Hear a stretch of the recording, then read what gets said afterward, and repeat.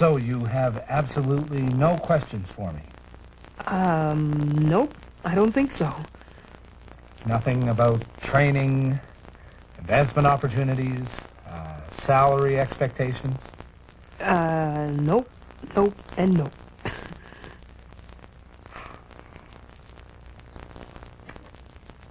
Okay, then. Great. Thank you. Thank you. And, so you know where to reach me. Goodbye. This interviewing thing isn't so difficult after all.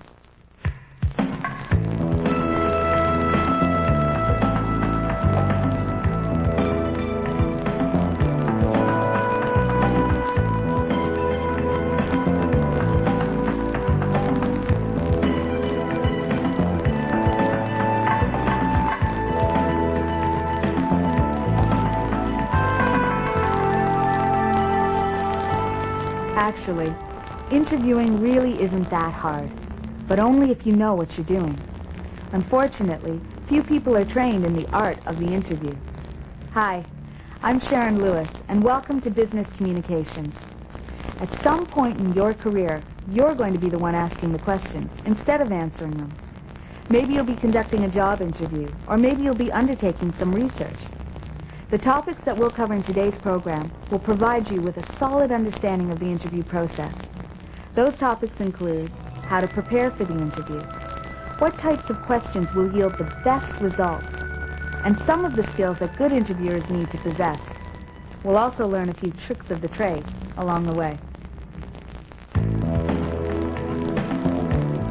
You'd actually be surprised how many people aren't trained properly in conducting interviews.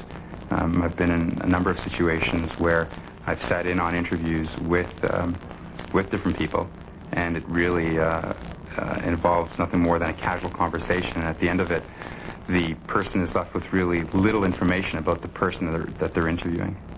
The degree of preparation of the person conducting the interview, I think if a person is not well prepared, they can go into the interview scrambling to look at the person's resume, not remembering what job they're interviewing for, and it just reflects badly on yourself and badly on the company.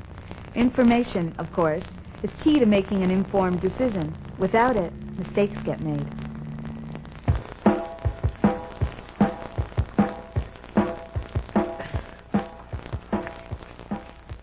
So, you're a welder. Yes. Good, good. Well, how much experience do you have? Because we're only hiring welders with lots of experience. Actually, I just graduated from welding school. Good, good. Well, how about heights? Are you afraid of heights? Because we're building skyscrapers right now. Actually, I'm rather afraid of heights. I get dizzy and sometimes even black out. Good, good. Excellent, in fact. Okay. Now, how about relocating? Because most of our contracts are overseas. Actually, moving is simply out of the question. I'm getting married next month, and, well, we just bought a house, and, well... Yeah, excellent. That's wonderful. You know, I see no reason why the job shouldn't be yours. You're hired. See you Monday. Congratulations.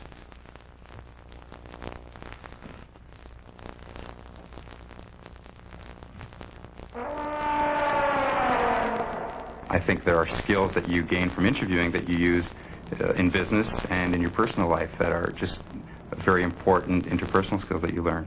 From a business perspective, traditionally today, if you want to move up and gain more senior positions within a company, it involves hiring people and building a team, and that often involves interviewing people that you can attract to your team. There are all kinds of reasons you might need to interview someone. When you meet with clients to discuss their needs, you're really conducting an interview. Research projects often require you to interview people, or maybe it's a performance appraisal. In each case, the process that you follow is pretty much the same. In this next section, we'll look at that process by examining an interview situation most of us are familiar with, but from the other side of the desk, the job interview. The first step you're going to take is to understand the job for which you're interviewing. So I think there needs to be a little bit of research carried out to understand exactly what the job is and exactly what the skills are that you're looking for in the person. There are a tremendous number of factors that you have to take into account. The type of department that you're working for, the team that you have in that department, the company, the senior management of the organization, and as I said before, the culture of the organization. What will it tolerate, what won't it tolerate? The next step is to properly review the person's resume that you're going to be meeting with so that you have a bit of an understanding of their background prior to meeting. And then following through with the interview and extracting the information you're looking for. Once you know what you're after, you need to design your questions so that you get the information you need. If you position the question where it only requires a yes or a no, then you're only going to get a yes or a no. The biggest thing to keep in mind is that you, wherever possible, ask open-ended questions and not questions that will yield a yes or no answer. So, for example, if I wanted to find out about the person's computer skills, I wouldn't ask, do you have computer skills? In which the person might say yes. But I would say, tell me about some of your computer skills. And then they might start out by explaining their background in Lotus or WordPerfect. And then you could ask follow-up questions to understand how much actual experience they've had with Lotus or WordPerfect. So I see by your resume you're an accountant by trade, is that right? Yes. And you left your last position of your own accord. Yes.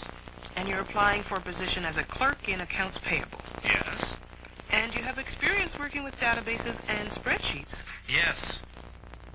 Well, I've heard enough. What do you think? I didn't like him. Really? Why not? He's too much of a yes man. So just be very careful on how you position your questions and make sure that when a good thing to do, a good exercise to do is when you're preparing your questions, and you should have a prepared list of questions, ask them to yourself. And if you can answer yes or no, they're the wrong questions. Obviously, the next step is to conduct the actual interview. And while your questions are what drives the interview forward, there are a whole lot of other skills that you need to bring to the table. It's really a set of skills, and it's a bit of an art and a bit of a science. There are certainly some specific skills that you need to learn to conduct an interview, and part of it is trusting your gut and intuition and feel for the different types of situations that you come across. I think your own body language is what conveys, sets the tone. Your own mood sets the tone for the interview. If you go in and you're under stress, and it shows, you put the person in the interview under stress. First and foremost, I think you have to have the ability to make somebody feel comfortable. You have to portray that you're being sincere, and I think that will bring out the sincerity in somebody else. A good interviewer is one who can put the applicant at ease, who can extract all of the most important information, all of the information pertinent to the company, one that can get the applicant to open up, to share more than they might have. That's in fact one of the first things that I will try and do, is to set the tone, to put the person at ease. And that's important so that you really get a true reflection of the person's true self and not their interview self. Lumley, is it? Please have a seat. Thanks. I just have a few questions. So, you think you have what it takes to work at the good company, do you? Hey, wait a sec. What's going on here? Quiet! I'm asking the questions here.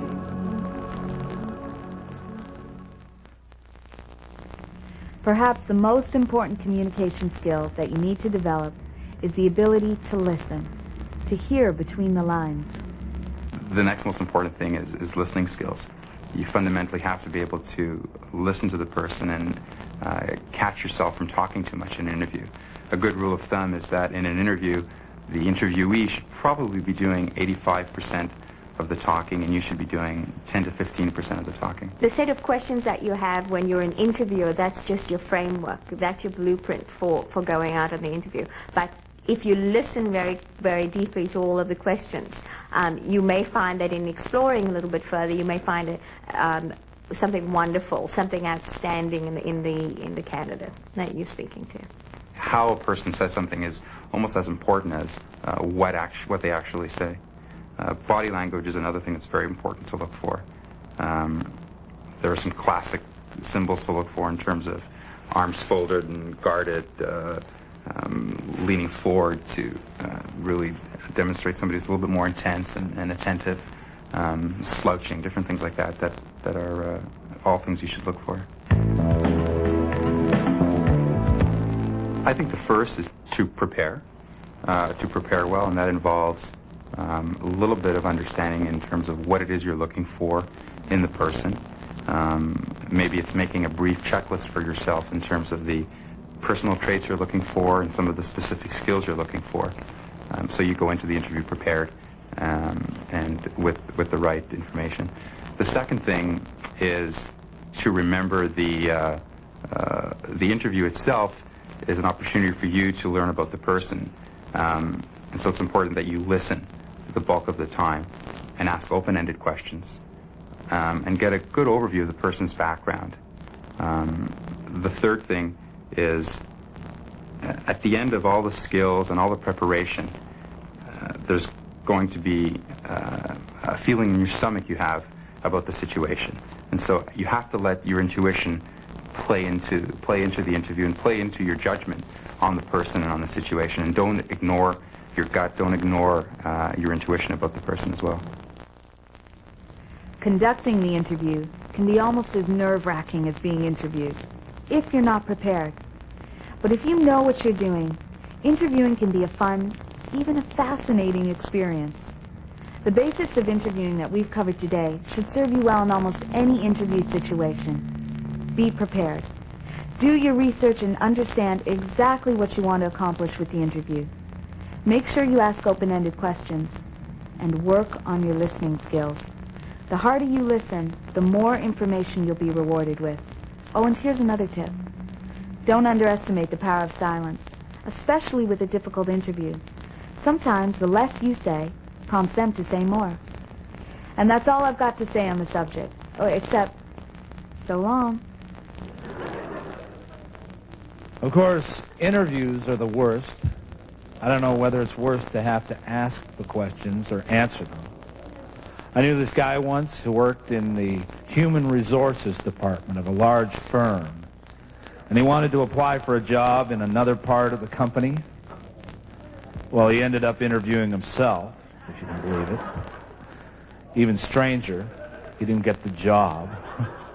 Halfway through the interview, he realized just how unqualified he really was and kicked himself out of the office, told himself never to come back. We're still looking for him.